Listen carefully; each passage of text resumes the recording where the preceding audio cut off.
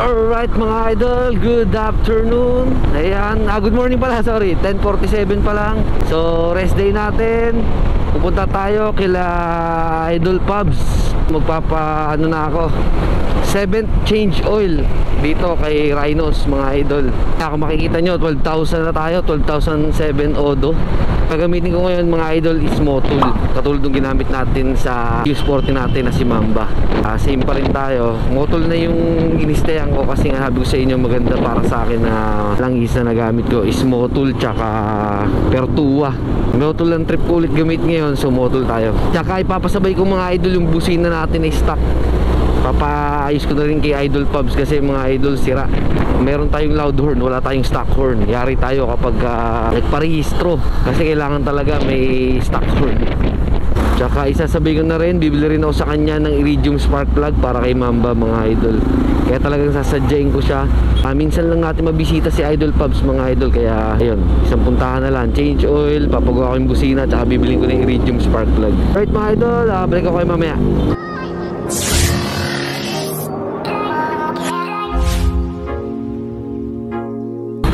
Ang init. Alas 11 pa lang, ang init na mga idol. Ayan mga idol, punta pala tayo kay Idol Pubs sa isa yung shop sa may Pasita, San Pedro, hindi na dun sa may bandang Binyan. So dun na siya nakapwesto daw, nakachat ko si Idol Pubs. May video na rin ako dun, na dun ako ginawa yung MDL ko yata. Ngayon dun na naman tayo magpapagawa kasi nandun nga siya. Dati kasi napunta pa talaga ako sa may Kanlalay, Binyan. Ayun, madalas sa vlog natin yon, yung shop na yon. Tapos mga idol, kung mapapansin nyo, ayun ko lang kung kita nyo ayun, may nakalagay sa ating gauge na B-belt. 12K odo pa lang tayo, may B-belt na agad na nakalagay. Nagtanong ako sa mga group ng PCX mga idol kung palitin na ba. Sabi ng mga iba is 22K pa daw sila bago magpalit. Iba naman 12K to 15K, depende sa tao siguro. Pero yun nga, 12K lumabas na yung B-belt. Pero hindi mo na siguro ako, mga 15K siguro. Pwede mga 15K.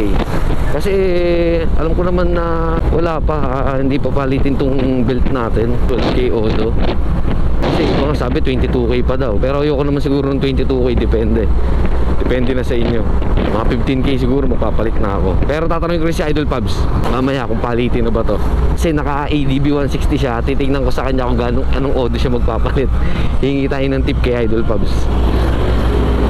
Ayan, makalagpas lang ng tunasan mga idol si Idol Pubs ngayon.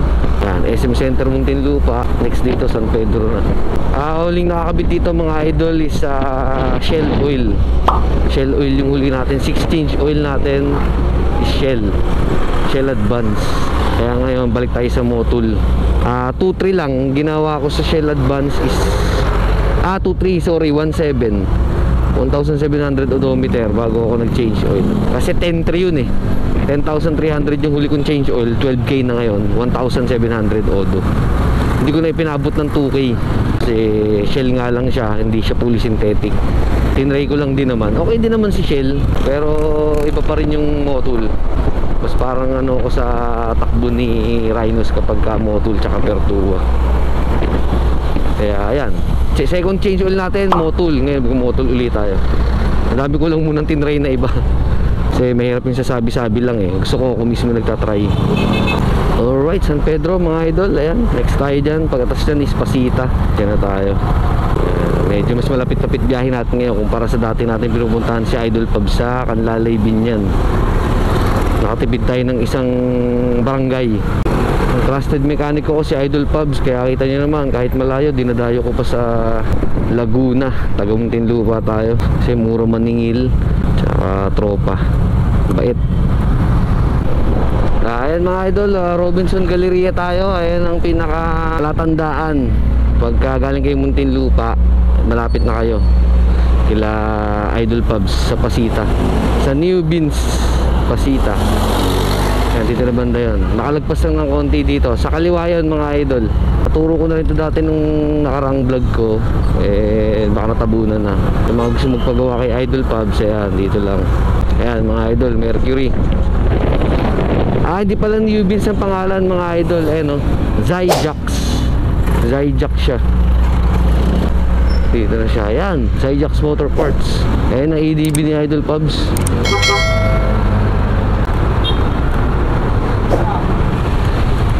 Lolo ko talaga oh. Naglolo ko na. Ayun, okay. Yung ano ko, stock busina wala. Loud horn meron. Pero change oil din muna ako. Wah! May ano ka. Bago? Alin? Tugol na yun? Ito sapot. Luma na, isapot. Ayan mga idol, sa Pasita. Dito ka na? Dito ka na nakapwesto. Sino na doon sa kabila? Tawa ko. Sino mekaniko? Meron din, dalawa. Boss, kumakaano ko no? Oo, ano ba sa'yo? Sa'yo isang straight no? Ha? Ayan mga idol, ang ADB ni Idol Pubs. Poging-pogi. Uy, sana all. Alagang mekaniko yan, syempre. Sariling motor. Naka-ADB rin na sito. Pang quality sa rides. Pangit na. Pang pogi nga eh. Bebenta ko na nga ito eh. Bebenta ko na. Pwede na.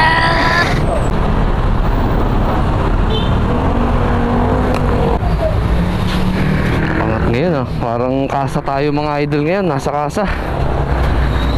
Yan, dito mga idol, bigla na lang nawala yung audio natin. Alam ko may nag-uusap kami dyan ni Idol Pubs about dun sa, ayan yung tumataas-taas. Hindi ko alam kung anong tawag dyan mga idol eh. Pero sinasabi ko, ang ganda nga, mas hindi siya hirap kapag meron yan. Dahil style parang nasa kasa lang siya kapag may ganyan. Next dyan na makikita nyo na hindi hirap si Idol Pubs kasi hindi na siya payuko-yuko. Alright mga idol, ayan.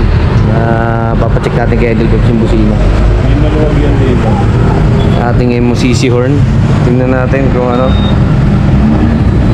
sino magpapalit o magpapagawa lang.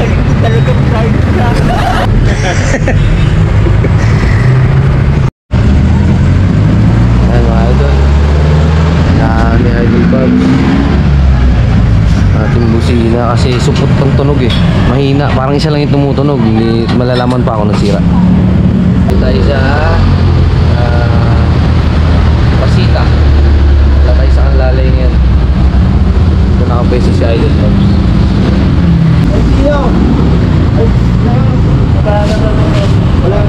Ayan mga idol, ito yung papalitan. Pinalawang na, kaya pumapalya na ating busina. Yung sa ano Pubs, yung sa stock, ito rin yan. Kaya ganun, iba pa yun. Wala akong stock horn, di ba? Ano kaya problema nun sa stock horn? Hindi ito yun. Iba pa rin to. Hindi ito na talaga yung stock horn. Ito kaya medyo paus yung loud horn mga idol, kalawang na. Kaya pinalitan na ni Idol Pubs ng ganitong bago. Kasi nababasa talaga siya o kinakalawang. After na mga idol, tapos na. Tapos loud. Okay. Yan, okay na siya mga idol. Nangalawang lang yung mga parang, ayaw ko kung tawag doon. Filter lang ni Idol Pubs. Next naman, change oil mga idol. Ikaw lang yung sarili, di ba? Bumuo na siya ng ano, bumukod na. Alright mga idol, ayusin natin. Pati gear oil ba, boss? Gear oil. Hindi ka papalit na ng gear oil. Langis lang muna. Ito, linis mo na siya. Hindi ka papalit lang din yan. Ayan dito mga idol, napansin ko ang konti ng langis. Akala ko ako lang nakapansin. Si Idol Pubs pala napansin din ha, wala ng langis. Ewan ko lang mga idol kung sa langis to or next time gagawin ko 1.5 na lang. 1.7 odo, ang munti na kaagad. Kaya, tapos ito. Tagal naman nung...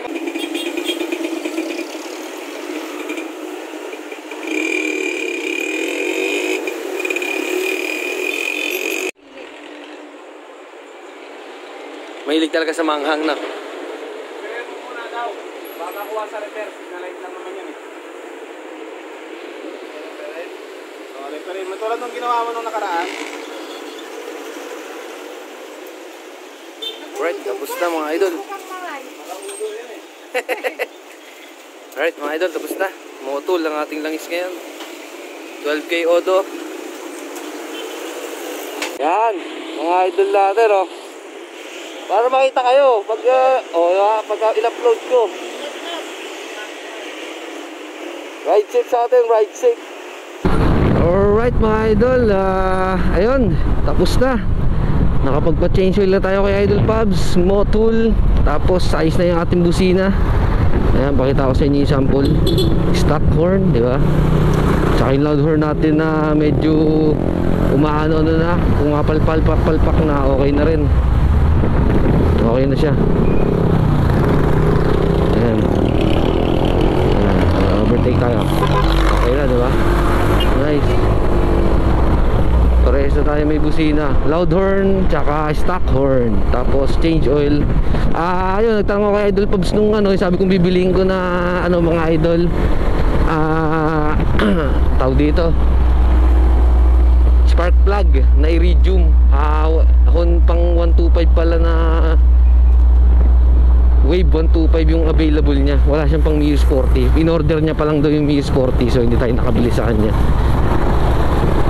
Kasi bahala ko na sana para papalitan ko na rin yung spark plug ng Muse 40 natin, iridium, para mas malakas ang kuryente. So yun lang mga idol, maraming salamat. Dito ko natapusin yung video. So yun naging project natin ngayon kay Rhinos.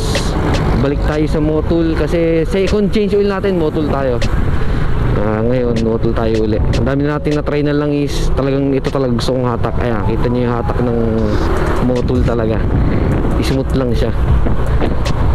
Parang nawala nga yung dragging eh. Oo, sa tsaka yun lang is mga idol yung shell. Kung nakita yung pinakita ko sa video, 17 Odo, ang laki ng kinain niya na langis mga idol.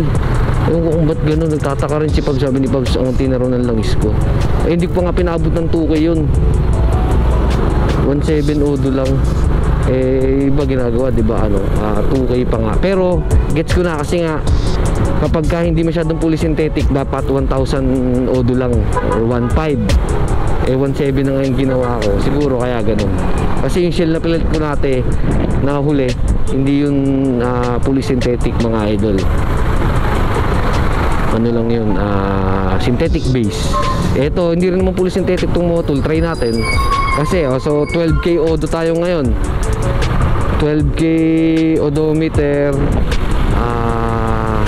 14K, 2K tayo dito. Pag Motul, ginagawa ko 14K mga idol pag Motul.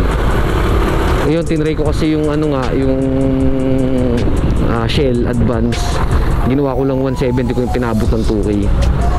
So ayan, 14K tayo. 12,000 14K change oil ulit tayo. Ayun, depende kung anong gagamitin ko. Parang gusto ko rin mag-try ng yung mga hindi ko pa nagagamit. Top 1, yung mga ganun top 1, depende.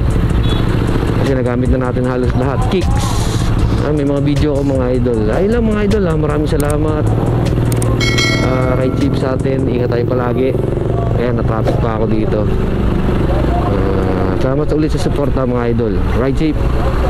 Peace out.